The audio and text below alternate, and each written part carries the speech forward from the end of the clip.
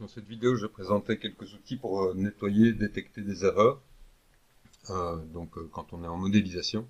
Alors une première erreur qu'on pourrait obtenir, j'essaie d'utiliser un certain outil, si je sais que cet outil-là va me poser problème. Donc je retrouve ici un message ici en rouge qui me dit dans la command line que le sculpting ne peut pas être fait sur une géométrie non manifold et que je dois effectuer un cleanup avant d'utiliser mon outil. Alors ici en fait mon erreur était que j'avais retourné une face par erreur, donc il y a un problème de normal. Donc je pourrais soit utiliser vérifier que j'avais ce problème-là et le résoudre, enfin le trouver et le résoudre de cette manière-là. Mais on a aussi un outil qui s'appelle le cleanup et qui résout toute une série de ces problèmes-là. Donc cet outil se trouve ici, cleanup, et vient me résoudre mon problème. Donc maintenant, quand je veux utiliser mon outil, je vais pouvoir le faire sans problème. Alors, je vais venir sur un modèle que j'ai préparé qui contient toute une série d'erreurs typiques qu'on peut trouver dans des géométries. Alors, je vais les regarder et les expliquer les unes après les autres. Donc, on va les regarder directement en regard de l'outil cleanup. Donc, on va avoir, je passe les faces à 4 côtés qui ne sont pas vraiment un problème. Des faces à plus de 4 côtés, ce serait le cas ici. Des faces concaves, c'est des faces de ce type-ci ou de ce type-ci où on peut tracer un trait entre deux points et sortir de la face. Donc cette face-ci est également une face concave, mais en plus elle est à plus de 4 côtés. Alors des faces avec trous, ça on trouve assez rarement. Des faces non planaires, donc c'est le cas ici de ces 4 faces-ci où les sommets ont été déplacés. Alors on va trouver des problèmes plus problématiques ici qui sont les lamina face et les non-manifold geometry. Donc ici j'ai 3 cas de non-manifold geometry. Tout d'abord des faces avec les normales, des faces inversées, donc c'est un cas relativement simple. Ici j'ai 2 faces qui sont reliées uniquement par un vertex et donc il y a des trous autour et ça c'est une chose que Maya n'aime pas trop. Et enfin ici des edges qui ont été extrudés où du coup on ne sait plus.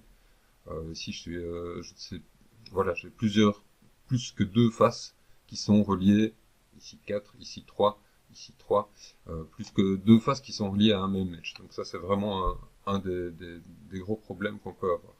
Alors ici, un peu plus subtil, un problème qu'on ne verrait qu'en transparence, j'ai ce qu'on appelle des lamina faces, donc c'est des faces qui partagent tous leurs edges. Donc c'est des faces qui ont été dupliquées, qui ont été soudées ensuite. Et donc ça c'est vraiment un gros problème de géométrie qu'il faudra résoudre.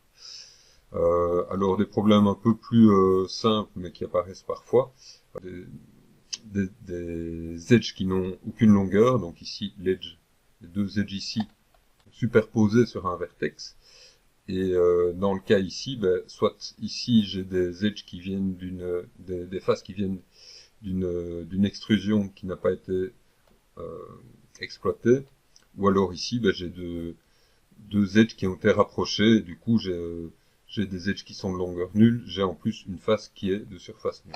Donc tout ça sont des situations qui peuvent générer des problèmes. Donc alors, on a un outil ici qui va nous permettre de venir sélectionner les polygones qui correspondent à tous ces différents problèmes. Donc je vais cocher un peu tout ce que j'ai ici.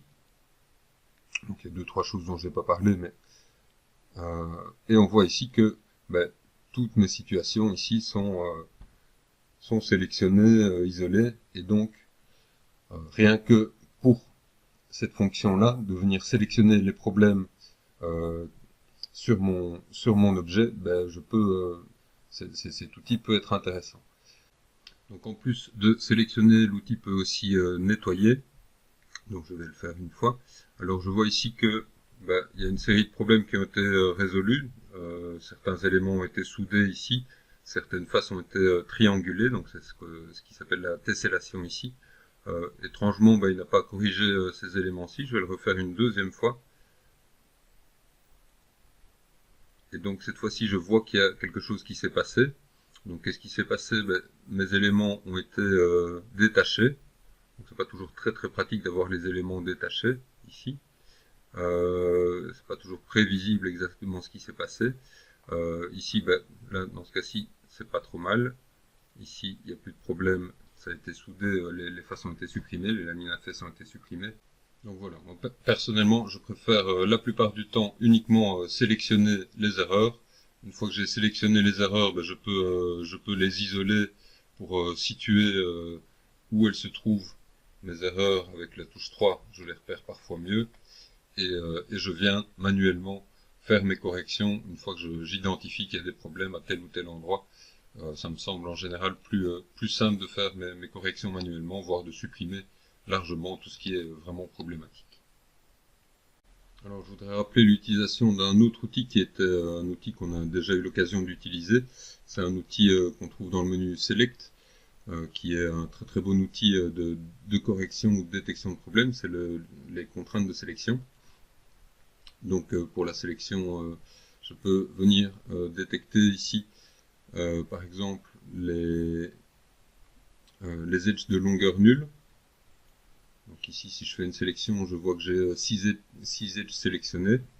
Donc je visualise ici assez facilement les différents edges de longueur nulle qui seraient sélectionnés. Je pourrais trouver, si je passe en vertex, la possibilité de trouver des vertex qui ont un minimum de, par exemple, 5. Je vais mettre 10 ici et 5 ici. Donc des étoiles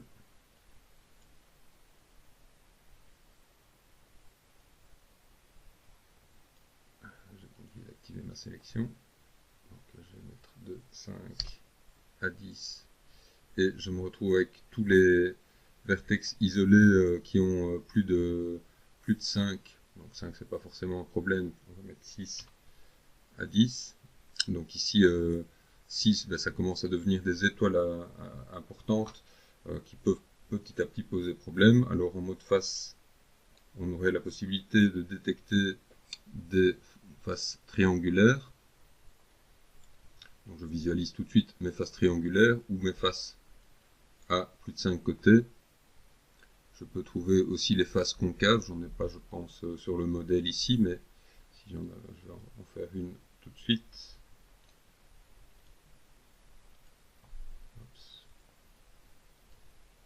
Donc ici, je pourrais détecter pour la sélection courante et les suivantes les faces concaves. Alors je pourrais détecter assez facilement qu'est-ce que j'ai d'autre ici, les faces non planaires. Je peux aussi trouver les faces d'air nul. Et ici, je repère donc des faces qui sont ici. Et donc ici, je pourrais assez facilement, par exemple, corriger ce problème-là en convertissant en vertex. Hop, si je veux bien. Voilà. Et en faisant un merge vertice. Donc il y a des problèmes qu'on va pouvoir solutionner facilement. Ici, je peux venir découper avec un multicut, supprimer des edges et refaire une découpe propre. Donc voilà, toutes sortes de problèmes qu'on peut essayer de résoudre de différentes manières.